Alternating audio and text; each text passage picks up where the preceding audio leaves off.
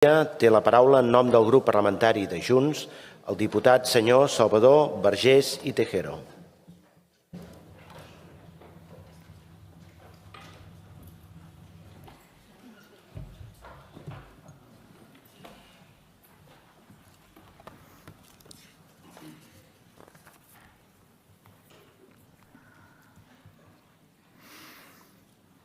Molt bé, doncs moltes gràcies, president, conselleres i consellers, diputades i diputats. Consellera Paneque, vostès ens porten un decret llei, el 2/2025, de mesures sobre l'urbanisme i l'habitatge aquí al Parlament, un decret més. Vostès s'han acostumat a governar a cop de decret i això no va així. De fet, els ha dit ja, els ha estirat les orelles al Consell de Garanties Estatutàries. I això no va així, encara menys, en un govern en minoria i encara menys sense tenir el consens amb els municipis i amb els sectors. I aprofito per saludar la presència avui aquí dels representants dels col·legis professionals. Gràcies per ser-hi. En 10 minuts, evidentment, no podré entrar massa en el decret. De fet, vostè ha entrat més en l'acord posterior al decret que no pas en el decret. Trobo que és una falta de respecte al tràmit parlamentari, perquè en tot cas hi haurà un projecte de llei i s'entén que haurem els altres grups de poder debatre i fer les nostres aportacions. En canvi, vostè ja dona el tema per tancat. Potser ens podem saltar el projecte de llei, oi? I ja tancar directament el decret amb l'acord que tenen vostès amb els altres grups. En qualsevol cas, començaré positivament per allò que nosaltres hi veuríem bé. El fet de reduir a la meitat la cessió de l'aprofitament urbanístic a l'administració per als promotors socials sense ànim de lucre, hi estem d'acord. Que els sol·licitants del registre de sol·licitants d'habitatge protegit tinguin menys tràmits i puguin escollir exactament quina és la promoció que volen, també hi estem d'acord. El fet que la protecció sigui permanent en els casos en què aquests habitatges s'hagin obtingut per tanteig i retracte, també hi estem d'acord. Hi ha coses que hi estem d'acord, però a partir d'aquí hi ha tota una sèrie de punts als quals calen modificacions o directament els veiem inassumibles.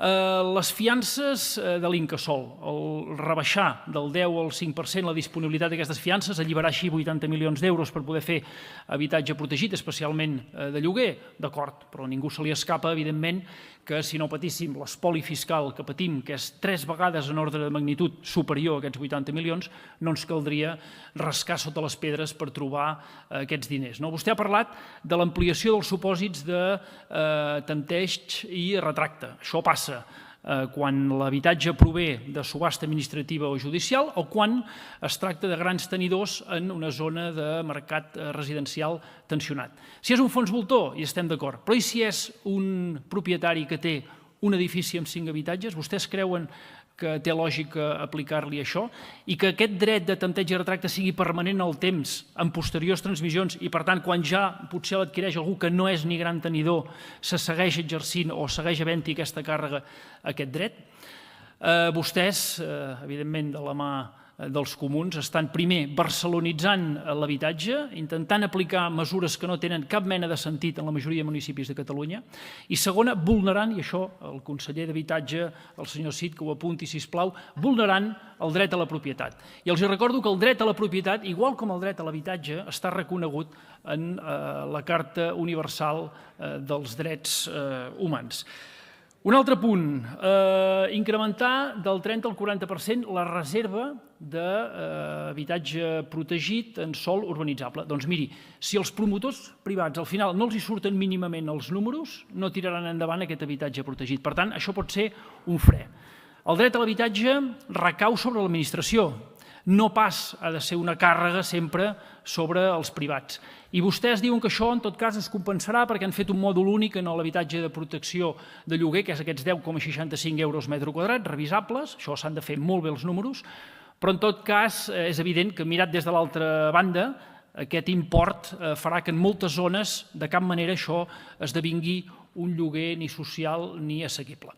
El decret continua amb algunes mesures de simplificació administrativa. Nosaltres sempre hem estat al costat de la simplificació administrativa, però fixi's quines contradiccions vostès entren. Una de flagrant és la qüestió de la llicència bàsica exprés que s'han tret de la màniga. Vostès diuen que donaran una llicència bàsica als ajuntaments al cap d'un mes d'haver entregat només el projecte bàsic i que això permetrà construir. Doncs miri, si resulta que després, quan arriba la llicència urbanística definitiva, aquesta és negativa, la responsabilitat recaurà en el promotor i en l'arquitecte de l'obra. Per tant, davant d'aquesta inseguretat jurídica que comporta responsabilitats, que comporta costos, ningú començarà cap obra. A més, aquesta llicència urbanística definitiva vostès diuen que la donaran al cap d'un mes de la bàsica. Per tant, un mes i un mes, 2 mesos. Doncs 2 mesos ja és el que en aquest moment està contemplant la legislació. I no es compleix perquè els ajuntaments no tenen recursos ni mitjans ni econòmics per poder-ho fer efectiu. Nosaltres ens fem nostra la proposta del Col·legi d'Arquitectes i Col·legi d'Arquitectes Tècnics en el sentit d'apostar per l'informe d'idoneïtat tècnica que emetin els propis col·legis, les ECAs que estiguin acreditades i que això permeti que els arquitectes municipals ja no s'hagin de preocupar de la normativa estatal i autonòmica, sinó només de la municipal i que, a més se'ls eximeixi de qualsevol responsabilitat en aquestes normatives. Això sí que representaria una agilització del procés i no pas el que vostès preveuen en el seu decret llei. Un altre punt en el qual estem radicalment en contra, diria fins i tot el més important, el seu decret el que fa és carregar-se la llei de l'arquitectura. I miri, la llei de l'arquitectura, que és del juliol del 2017, és una llei que el president Rull, aleshores conseller, va aconseguir liderar i va aconseguir que s'aprovés amb una àmplia majoria, no només en aquest Parlament, que també, sinó amb una àmplia majoria amb tots els actors socials. És una llei que és una llei de país, és una llei que és una absoluta referència a Europa, és una llei que ens va aportar transparència, independència del constructor respecte dels tècnics, qualitat en l'edificació. I ara vostès el que fan és carregar-se-la perquè es carreguen els concursos de projectes. Doncs hi estem absolutament en contra. Miri, l'arquitectura, a diferència d'altres elements que es puguin dissenyar, per exemple, una jaqueta, si una jaqueta no compleix la seva funcionalitat i és un drama estètic, doncs ens farà mal als ulls 1 o 2 anys. Però si un edifici està mal concebut, el tindrem per dècades i fins i tot segurament per algun segle. Per tant, és importantíssim blindar la qualitat funcional i estètica de la nostra arquitectura. Els arquitectes del nostre país que han fet gran Catalunya, i em refereixo a Antoni Gaudí, em refereixo a Rafael Masó, em refereixo a Josep Lluís Sert, Torres i Clavé, a Ricard Bofill, a la Carme Pinós, als RCR, crec que els hi devem, amb ells i a molts més, seguir preservant la qualitat de la nostra arquitectura. I vostès, amb aquest decret, és evident que no ho fan. L'any que ve, el 2026, Barcelona serà la capital mundial de l'arquitectura. Vostès realment volen que ens hi presentem dient que ens hem carregat la llei de l'arquitectura? Miri, nosaltres aquí de nou ens fem nostra la proposta dels col·legis professionals en el sentit que hi hagi un concurs a una sola volta, que s'adjudiqui directament al guanyador el concurs i que no calgui tramitar el procediment negociat. És d'aquesta manera que s'agilitzen els temes, també desenvolupant el reglament de la llei de l'arquitectura i no pas amb els invents que vostès s'han tret de la màniga.